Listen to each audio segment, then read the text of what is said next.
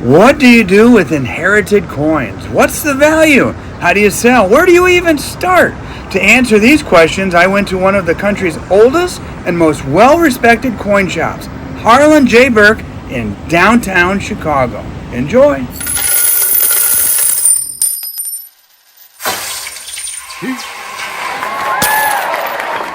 All right, Mike Russ, hey, here we go. Another video. Thanks, fellas. Appreciate you spending some time with me and answering some questions.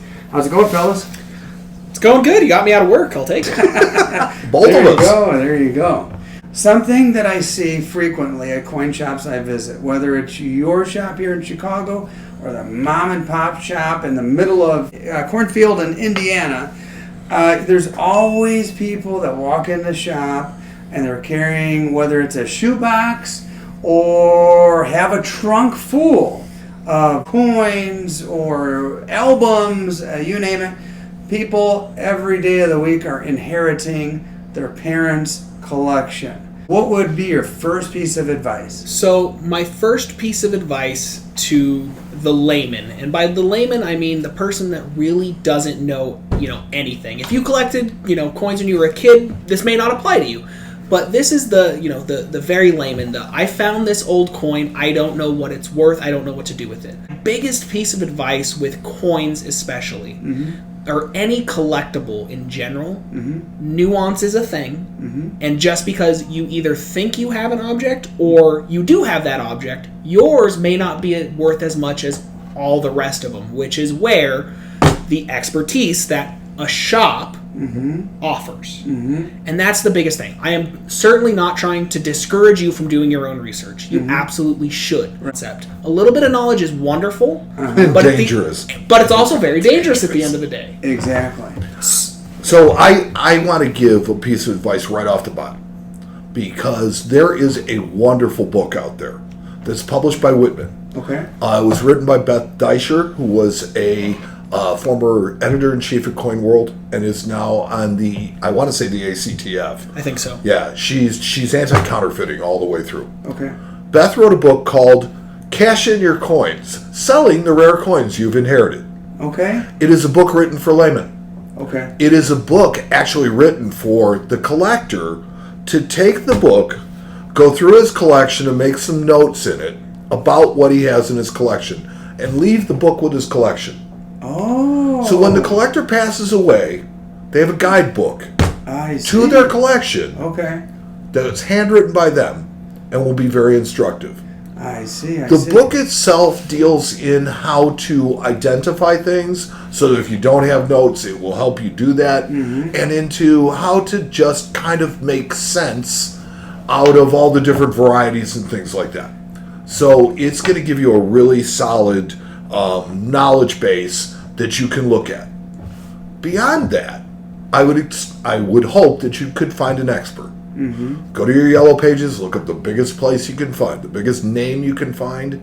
Go in there and just ask them, can you look at my coins for me? Can you give me an idea? It's something we do every single day. We're happy to do it. It's where we get 90% of our new material. So it behooves us to take an active interest, to look at it. And honestly, it even behooves us more to try and give you a little bit of interest in it and try and give you some advice on it as far as what to do with it. Right. And I guess one of the, maybe not the do's, but the don't side of thing, I don't know. There's probably some reputable pawn shops out there somewhere in some part of the country. They're pawn shops. So that's the thing. And that's what you have to remember.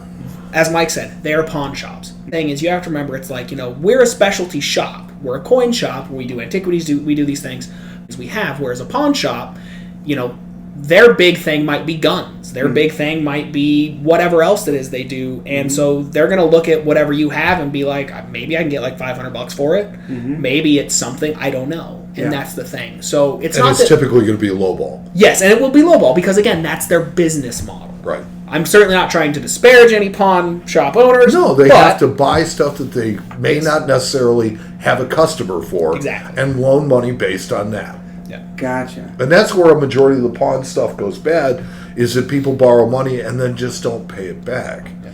Now, Russ, you told me a story about a family that inherited a collection and there were multiple siblings, and didn't you separate it into piles? We somehow? have done that before, Okay. yeah. So we've had a few cases where we have families that quite literally can't sit in the same room. Yeah, they don't get along. And so there was at one point where a family came in and they were basically like, look, we inherited all this, and it was a bunch of Morgan silver dollars, and they're like, and so we're excited, we're like, great, we'd love to buy them. They go, no, we can't agree what to do with them, so this is what we need you to do. And Mike and I had to sit here and sort all of them and try to get everybody as close to the same value as possible. Try to make equal cuts out of these. And then that's what we did. Quite And then literally handed it to them. Put them in front of them and said, okay, each one of you can pick one. It doesn't matter which one you pick. And then do with it what as you please. wish. Okay. And we charged a fee for doing that. But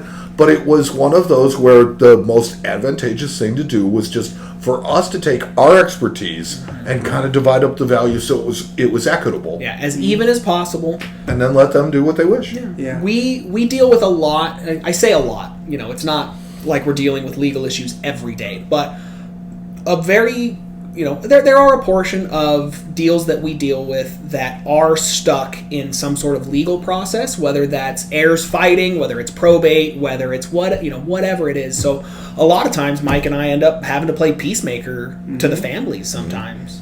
I've also heard of families that will pour everything out on the kitchen table. You pick one, I'll pick one, and then we'll go around, and everybody gets a pick.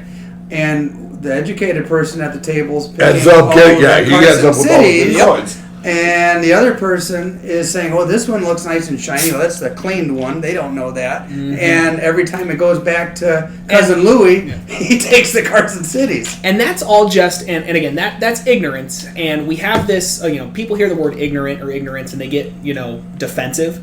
Ignorance is just a lack of knowledge. Yeah. And That's all it is. And a really good example of that is actually another story of a lady that we had that came in. She comes in with a backpack and she goes, hey, I got this, I inherited a safety deposit box with my sister, and I took mine to the teller to cash it in, and the teller looked at me and said, don't give this to me. Go see these guys. So she came down and saw us, and there were 55 $500 bills and 10 $1,000 bills in it. Wow. So it was a little over $30,000 in face, and she walked out with double her money, or more. I can't remember off the top But of my her head. sister, Some people watching this might not realize that $500 and $1,000 bills were done away with decades in the ago. 40s. So And- they will destroy them if they get to the bank teller line. And because of that, they are highly They are valuable, collectible, yes. Collected and worth far more than their face value. Far more. Correct. Particularly 500s. And so here's where the ignorance comes in. So the other sister decided, no, that's okay, and deposited them. Ouch. Yeah. So not only did she lose out on over $30,000 in money, Premium. yeah, she also sent 55 500s and 10 1000s to the shredder at the Bureau of Engraving and Printing. Right into the furnace. That's where they're going. And a lot of times we have people come in and they'll pull out something very inane. It's not worth anything, and we'll tell them, and they'll get apologetic. Oh, I'm so sorry. Hey, no. You didn't know. Why wouldn't you bring it in? Yeah. That's our job. Bring it in. We Even if like it's, looking at it. yeah, we have no problem. Now I do get a little spicy when they get a little spicy with me because they think I'm somehow trying to steal it from them when I'm like, sir, this is a quarter. Yeah. You can. But you man, can it put was that on in, eBay for $400. You can put this in any vending machine you'd like. But no, we really do. We like it when people come in and ask. Yeah, you can make such big mistakes being wrong on either way of that. Thinking your shoebox full of, coins is worth $100,000 when it's really worth $1,200, or doing the opposite, taking it and giving it away for basically nothing, and maybe it was worth $100,000. Exactly. And that's kind of the problem is that there are people out there that will be unscrupulous, that's why I say go to a big dealer. Yeah. Because big dealers have been there for a long time. They've got reputations. Yeah. And those reputations are there for a reason. It's because they're too valuable to throw away. jeopardize. Yeah, I'm not going to take a name that has been 60 years in the making and junk it over. and junk it over $5,000. It's just not worth it. Yeah. How about tax implications. That's something I thought of. Like, Grandpa collected these coins. A lot of it depends where you live. Yes. So, a word of caution from the both of us. We are not tax experts. We are not legal Nor do we experts. play one on TV. Nor do we play them on TV. Right. But yes, the taxes thing can get very complicated, and it depends on a whole lot of factors. It depends on the state. It depends on the size of the estate. The size of the estate. Was it in a trust? Right. There's so many pieces of nuance that we literally just look at when people ask us those questions. To be very honest, I look at them and I go, "Talk to your tax professional." Yeah. Because I'm a coin professional. I will give you all the guidance you'd like, but. And I know what a Form 8300 needs to be filled out. I know what I need to do this and this. But if I the know I IRS need to charge you tax, but I can't really give you advice on how to best, But if the IRS calls me and asks me to be an expert witness, I'm going to look real dumb on the stand. So I am not a tax expert, but it is something that generally, yes, you're going to pay taxes. There's estate taxes. There's all those things. One of the biggest ones we see is stuff with like gold. So for example, say a family inherited $100,000 worth of gold today.